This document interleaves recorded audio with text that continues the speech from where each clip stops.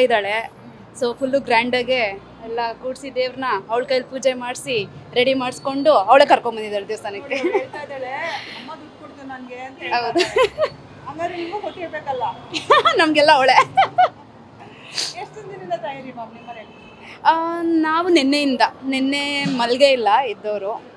So ನಿನ್ನೆಯಿಂದ ಎಲ್ಲ arrangements ನಡೀತಿದೆ. ಎಲ್ಲ ಶಾಪಿಂಗ್ ಎಲ್ಲ ಮುಗೀತು. ಇವಳಿಗೆ ಡ್ರೆಸ್ಸು, ನಮಗೆಲ್ಲ ಡ್ರೆಸ್ಸು ಶಾಪಿಂಗ್ ಎಲ್ಲ ಮುಗಿಸಿ ದೇವ್ರನ್ನೆಲ್ಲ ಅರೇಂಜ್ ಮಾಡಿ ಮನೇಲಿ ಪೂಜೆ ಮುಗಿಸಿ ಇವಾಗ ದೇವಸ್ಥಾನಕ್ಕೆ ಬಂದಿದ್ದೀವಿ. ಮತ್ತೆ ಹೋಗಿ ಇವಾಗ ಮತ್ತೆ ಪೂಜೆ ಮಾಡಬೇಕು. ಈಗ ಹಬ್ಬ ಅಂತಂದ್ರೆ ಅಮ್ಮನ್ನ ಎಲ್ಲ ಒಡವೆ ಸೀರೆ ಹೌದು, ಅಲಂಕಾರ ಎಲ್ಲ ಮಾಡಿ ನೋಡೋದ್ರಲ್ಲಿ ಎಷ್ಟು ಖುಷಿ ಅನ್ಸುತ್ತೆ. ತುಂಬ ಖುಷಿ ಅನ್ಸುತ್ತೆ. ಒಂಥರ ಅದೊಂದು ವೈಬ್ರೇಷನ್ನು, ಆ ವೈಬ್ಸು ಸಿಕ್ಕಾಪಟ್ಟೆ ಕಣ್ ತುಂಬಿಕೊಳ್ಬೇಕದು. ಆಮೇಲೆ ತೆಗಿಬೇಕು, ಅಮ್ಮನ ವಿಸರ್ಜನೆ ಮಾಡ್ಬೇಕಾದ್ರೆ ಅದೇ ತರ ಬೇಜಾರಾಗುತ್ತಲ್ಲ. ಸ್ವಲ್ಪ ಬೇಜಾರಾಗುತ್ತೆ. ಬಟ್ ಒಂದು ಪೂರ್ತಿ ದಿನ ಏನು ಕಳೆದಿರ್ತೀವಿ ಅದು ತುಂಬ ಮೆಮೊರೇಬಲ್ ಆಗಿರುತ್ತೆ. ಒಂದು ವರ್ಷದಿಂದ ಕಾಯ್ತಾ ಇರ್ತೀವಿ, ಸಿಕ್ಕಾಪಟ್ಟೆ. ಹಬ್ಬ ಬರುತ್ತೆ, ಹೌದು, ಹಿಂಗ್ ಮಾಡ್ಬೇಕು ಹಂಗ್ ಮಾಡ್ಬೇಕು, ಅದು ಬೇಗ ಮುಗ್ದೋಗ್ಬಿಡುತ್ತೆ. ಬಟ್ ಮಾಡ್ಬೇಕು, ಎಲ್ಲರಿಗಿಂತ ನಾವು ಚೆನ್ನಾಗಿ ಮಾಡ್ಬೇಕು ಅಂತ ಅನ್ಕೊಂಡಿರ್ತೀವಿ, ಎಲ್ಲ ಮಾಡಿರ್ತೀವಿ ಅನ್ಕೊಂತೀವಿ. ಆದ್ರೆ ಲಾಸ್ಟ್ ವಿಸರ್ಜನೆ ಮಾಡ್ಬೇಕಾದ್ರೆ ತುಂಬಾ ಬೇಜಾರಾಗುತ್ತೆ. ಬಟ್ ಮಾಡಲೇಬೇಕು, ಏನೂ ಆಗಲ್ಲ.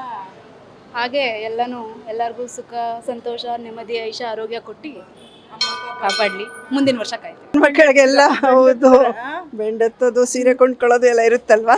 ಶಾಪಿಂಗ್ ಮೇಲೆ ಶಾಪಿಂಗು. ದೇವ್ರಿಗೆ ತುಂಬ ಚೆನ್ನಾಗಿ ಅಲಂಕಾರ ಮಾಡ್ತೀವಿ, ಕೂರಿಸಿ ಕುಂಕುಮ. ಅಮ್ಮ ಈ ವರ್ಷ ನಾನು ಈ ತರ ಮಾಡ್ಬೇಕು, ಮುಂದಿನ ವರ್ಷ ನಾನು ಹೀಗೆ ಮಾಡ್ಬೇಕು ಅನ್ನೋದೇನಾದ್ರು ಪ್ಲಾನಿಂಗ್ ಅಲ್ಲಿ ಇದ್ದೀರಾ? ಆ ಥರ ಇಲ್ಲ, ನೋಡ್ತೀವಿ, ಚೇಂಜ್ ಮಾಡ್ತಾ ಇರ್ತೀವಿ, ಬೇರೆ ಬೇರೆ ಥರ ಕೂರಿಸ್ತೀವಿ.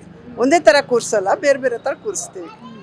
ಈಗ ಮೊದಲು ಹಿಂದಿನ ಕಾಲದಲ್ಲಿ ಬರೀ ಕಳಸದಲ್ಲಿ ಮಾತ್ರ, ಕಳಸದಲ್ಲಿ ತೆಂಗಿನಕಾಯಿ ಇಟ್ಟು ಪೂಜೆ ಮಾಡ್ತಿದ್ರು. ಈಗ ಅಲಂಕಾರ ಮಾಡ್ತಾರ. ಈಗಂತೂ ತುಂಬಾ ವೆರೈಟಿ, ತುಂಬಾ ಎಲ್ಲ ಏನೇನೋ ಬಂದ್ಬಿಟ್ಟಿದೆ. ಹೌದೌದು ಹೌದು. ನಿಮ್ಗೆ ಹೇಗೆ ಅನ್ಸುತ್ತೆ? ಅದೇ ಚೆನ್ನಾಗಿದೆ, ಈ ತರ ಚೆನ್ನಾಗಿರುತ್ತೆ? ಎರಡು ಚೆನ್ನಾಗಿದೆ.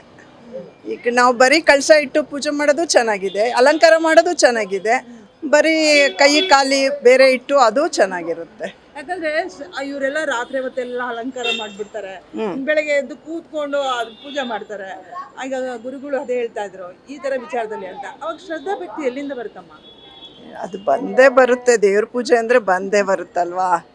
ಶ್ರದ್ಧಾ ಭಕ್ತಿ ಅಂದ್ರೆ ಇಲ್ಲದೆ ಇದ್ರೆ ಆ ಹಿಂದಿನ ದಿವಸ ಎಲ್ಲ ಯಾಕೆ ಶುರು ಮಾಡ್ತಾರೆ?